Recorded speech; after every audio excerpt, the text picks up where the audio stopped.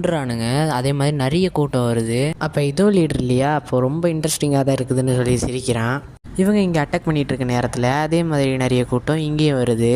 இவரும் அவருடைய ஃபயர் பால் எல்லாம் யூஸ் பண்ணி பார்க்குறாரு, ஆனால் ஒன்றுமே ஆகலை. இங்கேயே இந்த சீனை கட் பண்ணி இதெல்லாம் 10 வருஷம் முன்னாடி தான் ஆரம்பிச்சதுன்னு காட்டுறாங்க. இந்த காலத்தில் நிறைய கேட்ஸ் ஓப்பன் ஆச்சு. அதுக்குள்ளேருந்து வந்து இந்த மான்ஸ்டர்ஸ் அதுங்களை வந்து நம்ம வச்சிருக்கிற மாதிரி சாதாரண வெப்பன்ஸாலலாம் அழிக்க முடியாதுங்கிறதுனால தான் ஸ்பெஷலாக அவைக்கானவங்க இருக்கிறாங்க. அவங்க தான் ஹண்டர்ஸ். அவங்களுக்குள்ளே இருக்கிற மேஜிக்கை பொறுத்து ஒருத்தவங்களுக்கும் ஒரு ரேங்க் கிடைக்கும். ஒருத்தவங்க ஒரு வாட்டி அவைக் ஆகிட்டாங்கன்னா அவங்களோட எபிலிட்டியை அதிகப்படுத்தவே முடியாது.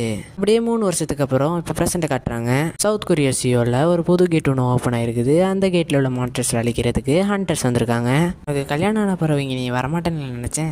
என்ன பண்ணுறது, எனக்கு 2வது குழந்தை பிறக்க போகிறதுனால எனக்கு நிறைய காசு செலவாகும். அதனால் இந்த மிஷனை முடிச்ச காசு தருவேன்னாங்க. அதனால தான் வந்தேன். இப்படி இவனுங்க 2 பேரும் இங்கே பேசிகிட்டு இருக்க நம்ம கதையோட ஹீரோவான நம்ம சஞ்சின் ஓவர் இந்த வாட்டி நீங்கள் தான் என்ன பார்த்துக்கணும் அப்படின்னு ஹீரோ சொல்கிறான். இந்த கேம்மு யார் இவன் அவ்வளோ ஸ்ட்ராங் ஆனவனா?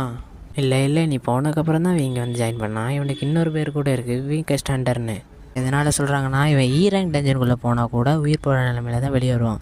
என்னது இவ்வளோ வீக்கான ஒரு ஆளா? ஆமாம், இந்த பையனே இந்த மிஷனுக்கு வந்திருக்கானா, அப்போ இந்த மிஷன் ரொம்ப ஈஸியாக தான் இருக்கும்னு நினைக்கிறேன். இப்போ நம்ம பேசுகிறோம்ல இந்த டாப்பிக்கை, அது அந்த பையன் முன்னாடி பேசாதான் அவன் ரொம்ப கஷ்டப்படுவான்ப்பா. இவங்க பேசுறதுலாம் அவன் கேட்டாலும் அவனே ஒத்துக்கிறான் அவன் ஒரு வீக்கானவன்.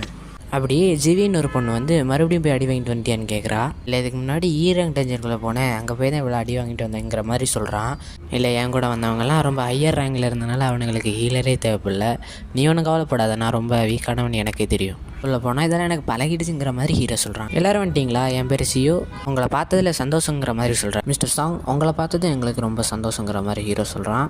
அப்படியே இவங்க எல்லாரும் அந்த கேட்டுக்குள்ளே போகிறாங்க. போகும்போது அவர் சொல்கிறாரு என் கூடயே வா அப்படின்ட்டு. என்கிட்ட இருக்க மேஜிக் பவருக்கு இந்த கத்தியை தான் என்னால் யூஸ் பண்ண முடியும், அதோடு இல்லாமல் இந்த கத்தியை தான் என்னால் வாங்க முடியும். சரி, என்னால் முடிஞ்சது இன்றைக்கி பண்ணுறேன் அப்படி சொல்லிட்டு ஹீரோ அந்த கேட்டுக்குள்ளே போகிறான். அதே நேரத்தில் இங்கே பிரசிடெண்ட்டை காட்டுறாங்க.